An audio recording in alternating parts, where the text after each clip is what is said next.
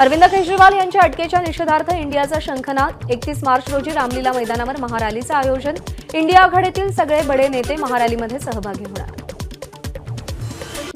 दिल्लीचे मुख्यमंत्री अरविंद केजरीवाल यांच्या अटकेविरोधात दिल्लीमध्ये 31 मार्च रोजी रामलीला मैदानात इंडिया आघाडीची महारॅली। शरद पवार, उद्धव ठाकरे यांना महारॅलीचं निमंत्रण। इंडिया आघाडीतील राज्यातले नेते महारॅलीला उपस्थित राहण्याची शक्यता। ठाकरे गटाची लोकसभा उमेदवारांची पहिली यादी उद्या जाहीर होणार। ठाकरे गटाचे खासदार संजय राऊत यांची माहिती। पहिल्या यादीत 15 ते 16 उमेदवारांचा समावेश असेल। महाविकास आघाडीची आज संध्याकाळी मातोश्रीवर बैठक। शरद पवारांसह महाविकास आघाडीतले नेते उपस्थित राहणार। जागा वाटपाबद्दल आजची बैठक अंतिम ठरण्याची शक्यता। अजित पवार आणि हर्षवर्धन पाटील यांच्यात अखेर दिलजमाई। सागर बंगल्यावरील फडणवीसांच्या मध्यस्थीनंतर दोघांमध्ये समेट।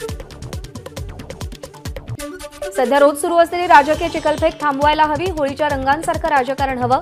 धुळवडीनिमित्त काँग्रेस प्रदेशाध्यक्ष नाना पटोलेंचा सगळ्या राजकीय मित्रांना सल्ला। नांदेड लोकसभेचे खासदार प्रताप पाटील चिखलीकरांनी धुळवड साजरी केली। मोदींच्या आशीर्वादानं पुन्हा विजयाचा गुलाल आपल्यालाच लागेल, चिखलीकरांनी विश्वास व्यक्त केला। काँग्रेसमधून शिवसेनेत प्रवेश केलेल्या राजू पारवे यांचं नागपूर विमानतळावर कार्यकर्त्यांनी स्वागत केलं।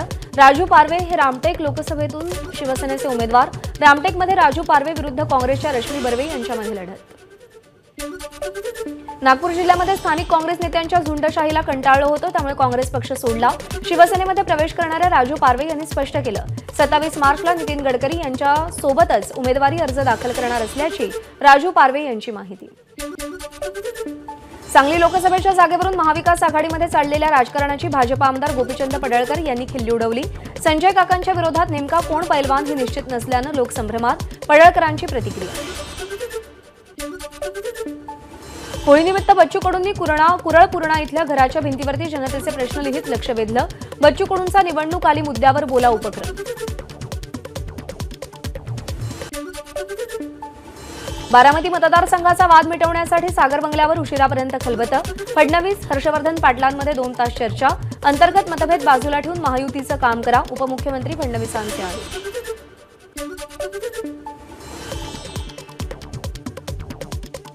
बीडचं पार्सल बीडला परत पाठवूया। काँग्रेसकडून राम सातपुतेंविरोधात पोस्ट व्हायरल। राम सातपुतेंना महायुतीकडून सोलापूरची उमेदवारी जाहीर झाल्यानं काँग्रेसकडून सातपुतेंविरोधात पोस्ट। राम सातपुतेंच्या उमेदवारीवरून प्रणिती शिंदेंचा सातपुतेंना टोला। सोलापूरची लेक म्हणून तुमचं सोलापुरात स्वागत करते। राम सातपुतेंना शुभेच्छा देणारं पत्र प्रणिती शिंदेंकडून सोशल मीडियावर पोस्ट। महादेव जानकर महायुतीत परतल्यावर अभयसिंग जगताप यांनी माढा लोकसभेवर दावा केला। शरद पवारांकडे मागणी केली। माढ्याचा गुंता वाढला। पुन्हा मोहिते पाटील यांना महत्त्व प्राप्त होण्याची शक्यता। चंद्रपूर लोकसभा मतदारसंघासाठी काँग्रेसची उमेदवारी मिळवल्यानंतर प्रतिभा धानोरकर नागपूरमध्ये। विमानतळावर कार्यकर्त्यांनी भव्य स्वागत केलं। ही लढाई सोपी नाही, लोकशाही विरुद्ध हुकुमशाही अशी लढाई आहे, प्रतिभा धानोरकरांची प्रतिक्रिया। 1 एप्रिलपासून रेल्वे दंड आणि पार्किंगपर्यंत सर्वत्र ऑनलाईन पेमेंट सुविधा सुरू करणार। विना तिकीट प्रवास करणाऱ्या प्रवाशांकडून QR कोड स्कॅनिंगच्या मदतीनं दंड वसूल केला जाईल। यासाठी रेल्वे तिकीट तपासणीसांना हँडहोल्ड टर्मिनल मशीन पुरवलं जाईल। छत्रपती संभाजीनगरमध्ये दुष्काळाच्या झळा। 5 जिल्ह्यांमध्ये 399 गावं आणि 91 वाड्यांना 606 टँकरनं पिण्याच्या पाण्याचा पुरवठा। आगामी 2 महिन्यात टँकरचा आकडा 1000 पर्यंत जाण्याची शक्यता। विभागात सध्या फक्त 23.69% पाणीसाठा। धाराशिवमध्ये यंदा दुष्काळ सदृश स्थिती। सास्तूर गावातील शेतकऱ्यांना 3.5 लाख रुपये खर्च करून बोरवेल खोदल्या। बोरवेल्स कोरड्या पडल्यानं शेतकऱ्यांना उभ्या उसात जनावरे सोडली। राज्यातल्या धरणसाठ्यात फक्त 40% पाणीसाठा शिल्लक, तर मराठवाड्यातल्या धरणांमध्ये फक्त 21% पाणीसाठा शिल्लक। मुख्यमंत्री एकनाथ शिंदे यांच्या वर्षा निवासस्थानी होलिका दहन। मुख्यमंत्री शिंदेंकडून होळीचं पूजन। आई तुळजाभवानी मंदिरात होळीचा सण उत्साहात साजरा। मंदिराचे महंत, पुजारी आणि मानकरी यांच्याकडून होळीचं दहन। रायगडच्या आंबेत गावात शिमग्यातील सोंगाड्यांची धूम। होळी दहन झाल्यानंतर वेगवेगळ्या वेशभूषेत अवतरले शिमग्यातले सोंगाडे। नंदुरबार जिल्ह्यातल्या सातपुडामध्ये काठीची राजवाडी होळी मोठ्या थाटात साजरी। पारंपरिक आदिवासी वेशभूषा आणि संस्कृतीचा आनंद घेण्यासाठी देशभरातून हजारो पर्यटक नंदुरबारमध्ये दाखल। पुढचे 5 दिवस होळीची धूम पाहायला मिळणार। बीड जिल्ह्यातील केज तालुक्यातील विडा गावी अनोखी धुळवड। प्रथेप्रमाणे जावयाची गाढवावर बसवून मिरवणूक काढण्यात आली। त्यामुळे धुळवड आली की गावातील जावई पळून जातात, मात्र गावकरी एखादा जावई शोधून त्याला गाढवावर बसवतात। रायगड जिल्ह्यामध्ये ठिकठिकाणी होळी साजरी, होलिका दहनासाठी गावकऱ्यांचा मोठ्या संख्येने सहभाग। श्रीवर्धन तालुक्यातील मौजे वेळास गावामध्ये होलिका दहन करताना काठीला उलटी कोंबडी बांधून गावकऱ्यांचं रिंगण। कोकणामध्ये शिमग्याचा उत्साह, रत्नागिरीच्या सडामिऱ्या आणि जाकीमिऱ्यामध्ये शिमग्याच्या मुहूर्तावर देवांची भेट। नवलाई, पावणाई आणि म्हसोबा ग्रामदेवतेच्या पालख्यांची भेट। भैरी मंदिरामध्ये हा सोहळा पाहण्यासाठी भाविकांची गर्दी। मुंबईच्या दादर इथल्या शिवाजी पार्क परिसरात धुलीवंदनाचा उत्साह, पार्कात येणाऱ्या नागरिकांकडून एकमेकांवर रंगांची उधळण करत उत्सव साजरा।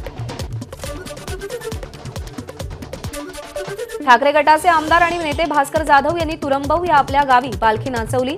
दरवर्षी भास्कर जाधव त्यांच्या मूळ गावी शिमगा उत्साहात साजरा करतात।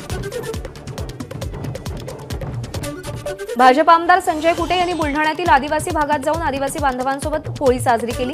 दरवर्षी आमदार कुटे सहपरिवार आदिवासी भागातील होळी आणि धुलीवंदनाच्या सणासाठी आदिवासी पाड्यावर जाऊन बांधवांना होळीच्या शुभेच्छा देतात।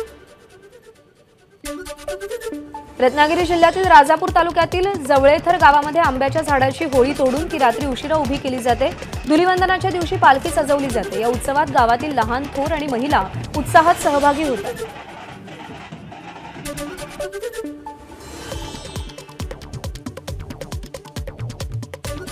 प्रत्येक वर्षी प्रमाणे यंदा सुद्धा अमिताभ बच्चन यांच्या घरी होलिका दहन। यावेळी अभिषेक आणि ऐश्वर्या बच्चनसह संपूर्ण बच्चन कुटुंबीय उपस्थित होते। अमिताभ बच्चन यांची नात नव्या नवेली नंदानं इंस्टाग्रामवर फोटो शेअर केले।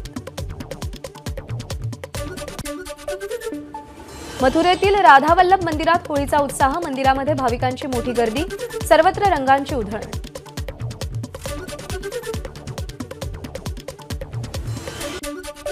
मध्य प्रदेशच्या उज्जैनमधील महाकाल वनामध्ये होळीचा उत्साह, अनेक वेशभूषा करून नागरिकांनी होळी साजरी केली।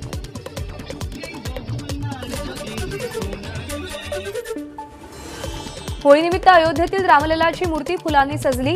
कचनाराच्या फुलापासून रामलल्लासाठी खास गुलाल।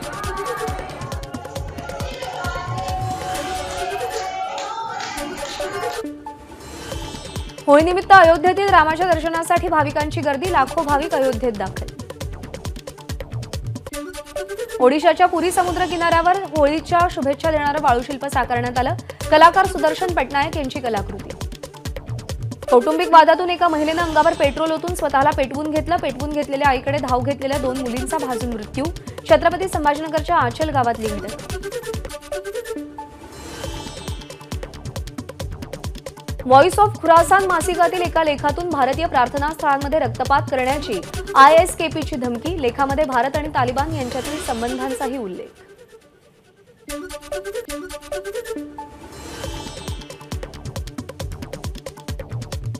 इलेक्ट्रिक कार विक्रीनं ओलांडला 1 लाखांचा पल्ला। Global automobile market research company Jato डायनामिक्सचा विक्री अहवाल सादर। आर्थिक वर्ष 2023-24 मध्ये इलेक्ट्रिक कारची 1,02,000हून अधिक विक्री। 2022-23च्या तुलनेत 67% विक्री जास्त। IPLच्या 17व्या मोसमात आज रॉयल चॅलेंजर्स बंगळुरू विरुद्ध पंजाब किंग्सची लढत। M चिन्नास्वामी स्टेडियमवरती सामना। या मोसमातील दोन्ही संघांचा हा दुसरा सामना। पंजाबनं पहिल्या सामन्यात दिल्ली कॅपिटल्सचा पराभव केला, तर बंगळुरूला चेन्नई सुपर किंग्सनं हरवलं।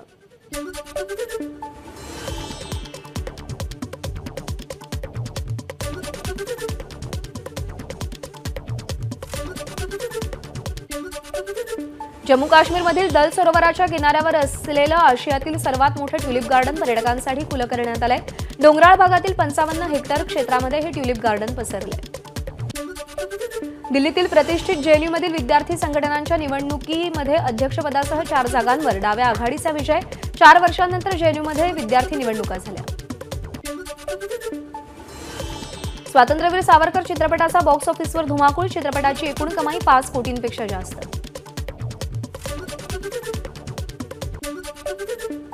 मोफत व्हिसा, स्वस्त पर्यटन पॅकेज यामुळे भारतीयांचा परदेशी पर्यटनाकडे कल वाढला। भारतीय रिझर्व्ह बँकेनुसार जानेवारीमध्ये भारतीयांनी पर्यटनावरती सुमारे 13,000 कोटी रुपये खर्च केले। कोविडपूर्वीच्या 2019च्या तुलनेमध्ये हा खर्च 3 पट जास्त आहे।